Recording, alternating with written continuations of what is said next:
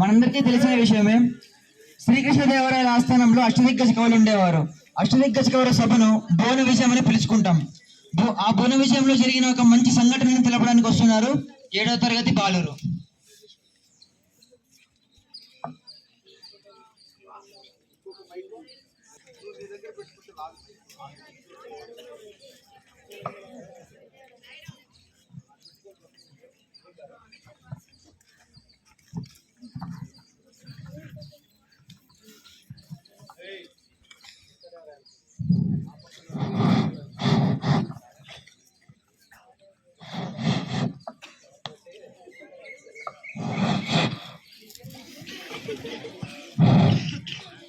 రాజాది రాజం జయ హో, శ్రీకృష్ణదేవరాయలు విచ్చేస్తున్నారు హో.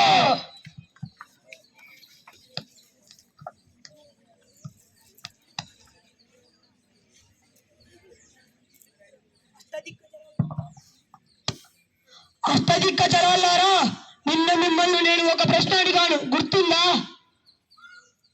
మీరు 5 అక్షరాలు చెప్పాలి. ఒక్కొక్క అక్షరం ఒక్కొక్క భాష నుండి రావాలి. ఒక భాషలోని అక్షరం ఏ అర్థాన్ని అయితే ఇస్తుందో మిగతా 4 భాషల్లో కూడా అదే అర్థం రావాలి. అన్నిటికంటే ముఖ్యమైనది 5 అక్షరాలు కలిసి ఒక పదం లేదా వాక్యం రావాలి. ఈరోజు ఈ ప్రశ్నకు సమాధానం ఎవరు చెప్తారో చూద్దాం. అరే, అష్టదిగ్గజ కవుల్లో నిండు విజయనగర సభలో ఈ ప్రశ్నకు సమాధానం చెప్పే ఒక కవిందుడు లేడా? నేనున్నా మహారాజా. చెప్పండి రామకృష్ణ కవి. మహారాజా, నిన్న మీరు అడిగిన ప్రశ్నకు నాకు చాలాసేపటి వరకు సమాధానం దొరకలేదు. ఆ తర్వాత నేను మా బామ్మర్ది వాళ్ళ ఇంటికి వెళ్ళి అక్కడే భోజనం చేసి పశువుల పాకలో మంచం వేసుకొని పనుకొన్నాను. అర్ధరాత్రి వేళ నాకు ఆవు కేకలు వినిపించాయి. లేచి చూస్తే ఒక ఆవు దూడను ప్రసవించింది. ఇదే విషయాన్ని వెళ్ళి మా బామ్మర్దికి, బావా ఆవు ఈనింది అని చెప్తే అతను నిద్రమత్తులో ఏ ఆవురా బావా అన్నాడు. అంతే, నా సమాధానం నాకు దొరికేసింది. ఏ ఆవురా బావా. రామకృష్ణ కవి, మీరేం చెప్తున్నారు?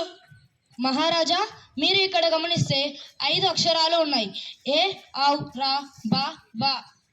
ఏ అంటే మరాఠీలో రమ్మని అర్థం, ఆ అంటే హిందీలో, రా అంటే తెలుగులో, బా అంటే కన్నడలో, వా అంటే తమిళంలో కూడా రమ్మనే అర్థం. ఈ 5 అక్షరాలు అన్ని భాషల్లోనూ అర్థం ఒకటే కలుగుతున్నాయి. అలాగే ఇవన్నిటినీ కలిపి చూస్తే అర్థం ఏం ఆవురా బావా అనే అర్థవంతకమైన వాక్యం కూడా వస్తుంది. బలా రామకృష్ణ బలా. దేశ భాషలందు తెలుగు లెస్స అని మరొకసారి నిరూపించారు. తెలుగు భాషలో ఒకటే వికట కవి ఉండాలి, అది తెనాలి రామకృష్ణ అయి ఉండాలి. అలాగే ప్రభు. ధన్యవాదాలు. వాడికి తెనాలి రామకృష్ణుడు ఇటువంటి సమస్యలు పరిష్కరించడంలో ముందుంటారు. అది అనేక సందర్భాల్లో మనకి చలనచిత్రంగా, ధారావాహికగా కూడా తెలుగులో చాలా గొప్పగా చెప్పుకుంటాం.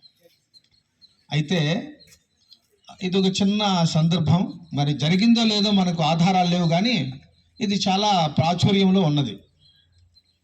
ఏ ఆవ్ రా బా వా.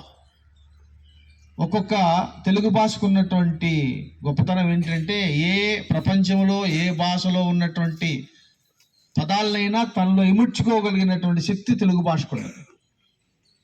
అలాగా తెనాలి రామకృష్ణుడికి మరి కృష్ణదేవరాయలకి ఆపద వచ్చినప్పుడంతా విద్వాంసులు భారతదేశం అంతా వచ్చి సభలో కూర్చొని పరిష్కరించినప్పుడు సమస్యలు చాలా చక్కగా పరిష్కరించారు.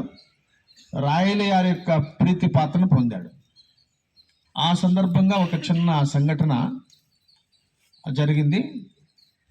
అది నా 5 అక్షరాలతో 5 భాషల్లో, అన్ని భాషల్లో సమానమైనటువంటి అర్థం వచ్చే విధంగా చెప్పినటువంటి ఒక మాట, ఒక పదం. అది ఏ ఆవురా బావా. ఏ అంటే మరాఠీలో రా కమ్ అని అర్థం. ఆవు అంటే హిందీలో ఆయే అని అర్థం. ఏ ఆవ్. రా తెలుగులో రండి, రమ్ము అంటాం. ఏ ఆవ్ రా. బా అంటే కన్నడలో రమ్మని అర్థం. చివరికి వా, తమిళంలో వనక్కం వా, ఇంకా వాయే అంటాం. అట్లా ఈ 5 అక్షరాలను కలిపి 5 భాషల్లో తీసుకొచ్చి పరిష్కరించినటువంటి ఘనత మనకి తెనాలి రామకృష్ణుడికి దక్కింది. ఆ విధంగా రాజుగారి యొక్క మన్నలను పొంది ఆయన చక్కగా చరిత్రలో నిలిచిపోయినారు. ఆ చిన్న మీకు అందరికీ కూడా సంతృప్తి పరచాలనే చిన్న ఉద్దేశంతో చిరు ప్రయత్నం చేసిందే ఈ అవకాశం ఇచ్చినటువంటి ప్రధానాచార్యులకి ధన్యవాదాలు. అయితే ఒక్కటి మిగిలిపోయింది, వచ్చే సంవత్సరం చూద్దాం. అది కొంచెం పెద్దది కాబట్టి మనకు అంత సమయం లేదు. ఇంక నుండి ప్రధానాచార్యులు చెప్పినట్టు ఈ రోజు నుండి చాలా సీరియస్గా పరీక్షలు దగ్గరలో సమీపంలో ఉన్నవి కాబట్టి మీకు కేటాయించినటువంటి సమయాన్ని ఇంకా మొత్తం చదివే శ్వాస, చదివే ధ్యాస, చదివే భోజనం, చదివే నిద్ర. అందుకే చదువు చదువు చదువు అని అప్పుడు వేయించింది దానికోసమే.